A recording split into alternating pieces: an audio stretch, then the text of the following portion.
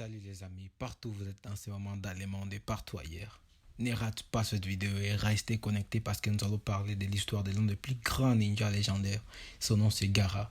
C'est l'hôte des plus grands démons, plus puissants démons des mondes Shinobi.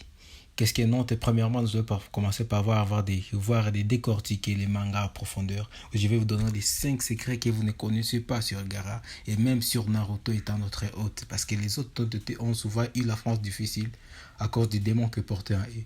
Mais notamment vers la 4e grande guerre des ninjas, nous avons vu leurs avantages, leurs potentialités parce qu'ils ont joué un plus grand rôle. Et surtout, n'oubliez pas surtout que dans la vie, tout celui dont vous détestez aujourd'hui aura toujours un rôle bien avant dans le futur. Commençons. Eh bien, bien que nous savons les autres n'ont pour autant pas eu la phase difficile ou soit la phase facile. Leur étape de la phase était souvent difficile. Souvent, nous avons vu avec Naruto était détesté de tous. Parce que les autres ont toujours été un proie facile, un proie difficile cherché par un gars appelé Akatsuki. Ils ont été cherchés, poursuivis au cours des siècles parce qu'ils détenaient une puissance incomparable dans eux. Ça a parti grâce au Jubi alors. Nous allons voir quelques qualités, quelques défauts des Gaara dans cette vidéo. Restez connectés et bel et bien c'est parti. Nous allons voir l'enfance de Gaara. Gaara a souvent vécu une enfance là remplie de tristesse, l'enfance là vraiment qui n'était pas vraiment cool. Son père a envoyé son frère pour qu'il puisse lui assassiner. Et il était détesté de tous comme Naruto et nous le savons tous bien parce que pourquoi? Parce qu'il portait un hôte dans lui. Et bien nous allons quand même voir aussi sa puissance et sa manière de frapper. Bel et bien qu'il était enfin, il maîtrisait l'art, il ne maîtrisait pas les taijutsu, mais il était vraiment fort à genjutsu. Et il était vraiment fort en ninjutsu. Grâce aux manipulations des sables, Gaara était devenu l'un des ninjas vraiment incomparable.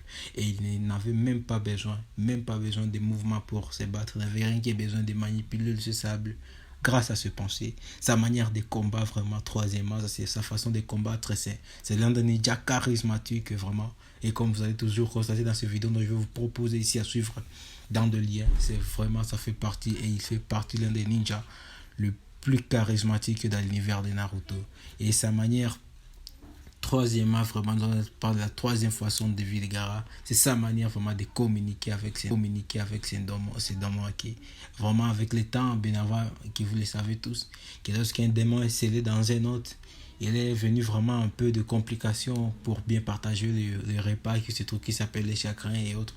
Mais avec le temps, ils arrivent à communiquer comme Naruto et Kurama et deviennent de plus en plus des amis. C'était le cas avec Gaara et nous avons bien vu dans la 4e grande guerre des ninjas comme ils ont bien communiqué. Et surtout, n'oublie pas que Gaara fait partie et restera toujours dans le monde de Shinobi, qui est l'un des ninjas le plus préféré de l'artiste Masashi Kishimoto. Et bien que vous ne le savez pas, c'est un petit secret que je vous offre. Alors, n'oubliez surtout pas de vous abonner et de rester connecté parce qu'il y a tant d'autres vidéos qui viendront et je parlerai notamment des Dragon Balls